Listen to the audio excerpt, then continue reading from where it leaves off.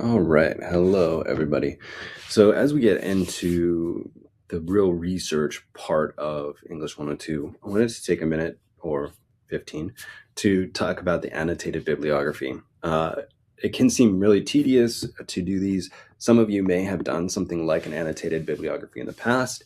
I just want you to know that the way that I do annotated bibliographies may be slightly different from how you've done them in the past, or slightly different from what you might find online if you just did a Google search. So the annotated bibliography is a large point assignment. So it's 50 points, right? And it has some very specific components and very specific things I'm asking you for.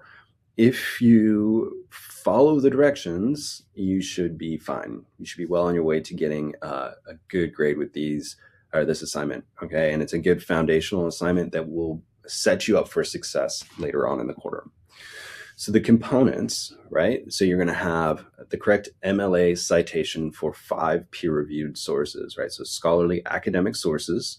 I would suggest finding those through Academic Search Complete, although you could use Google Scholar or something like that if you want to.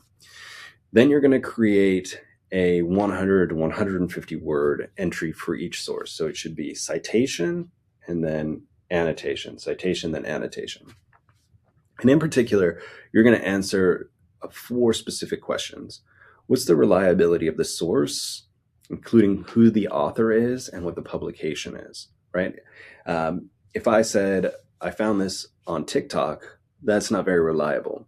If I said I found it in a peer-reviewed source, that's more reliable, but it's still really helpful to find out what are the credentials of the person that wrote it. Are they a doctorate student? Do they have a PhD? Are they an instructor somewhere? All that stuff is going to help us later on. We're going to think about any potential bias of the author. We all have biases, and we just want to be aware of those possible biases. And this is probably one of the harder parts of this exercise.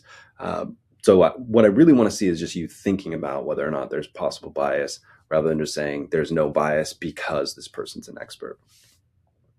Then you're going to include, so this is C, any significant findings in the research. So quotes, claims, statistics, something really specific that you can draw from that you think is helpful.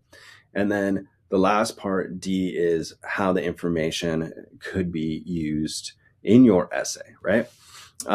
It should be a well-developed paragraph rather than just bullet points, right? And I would say as well, if it's not a source that you think you're going to use, then it should not be in your annotated bibliography.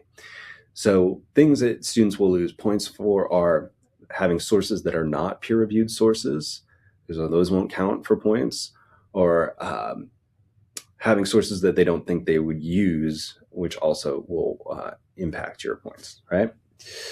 So when we go back, right, so getting to the annotated bibliography comes through the other assignments, the interest area exploration, and the research question and rationale, right? So when we think about the research question that you generated, that you're thinking about, so you thought of a topic with the interest area explorations, then you came up with a research question, then we can start to do the actual research because we have some sort of question we're looking for an answer to. So a couple ways to do this, right? Make sure that you're linking your keywords to your research question.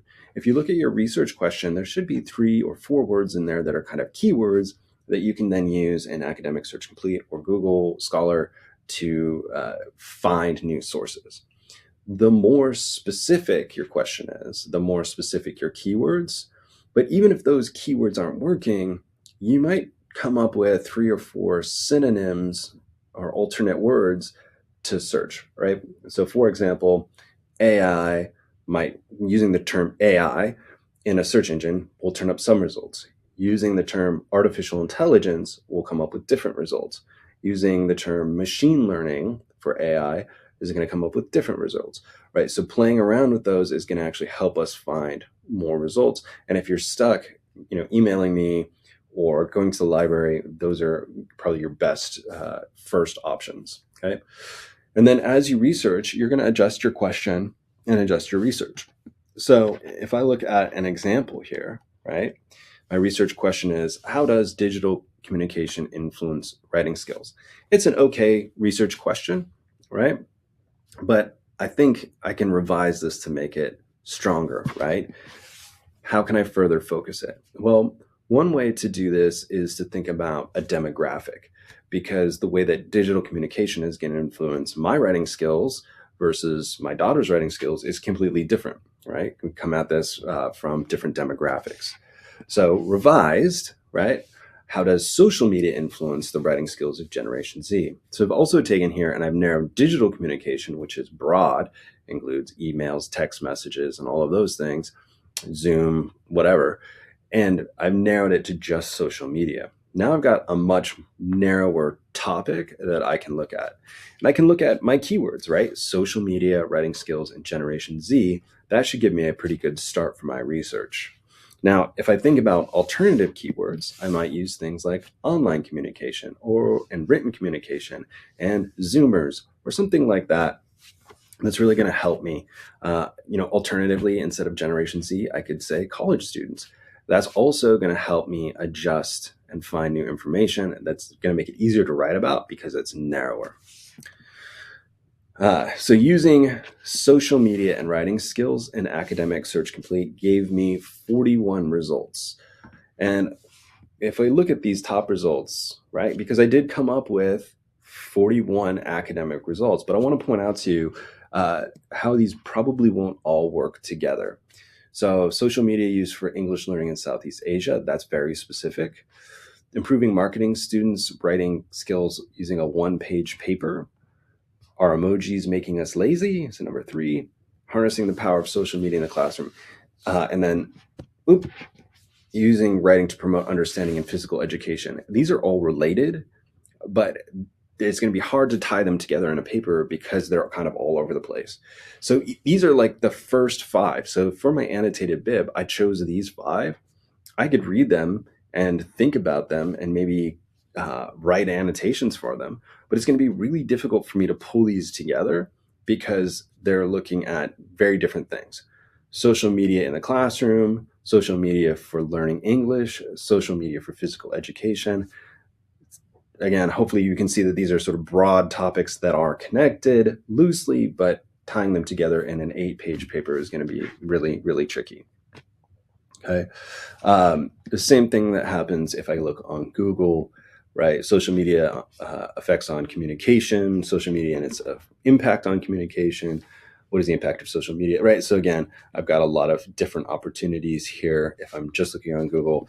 Important to note, though, that none of these 4 are academic. So even though I could write an annotated bib using one of these, it then would not count because it's not an academic source. So as a student, I would be losing some points.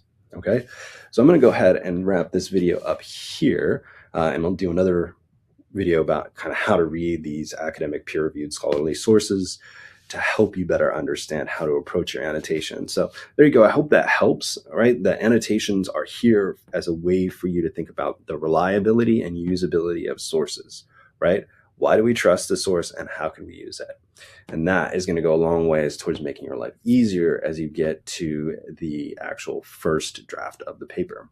All right, so there you go. If you have questions, comments, concerns, jokes, memes, or recipes, please let me know. Otherwise, I will talk to you all in the future.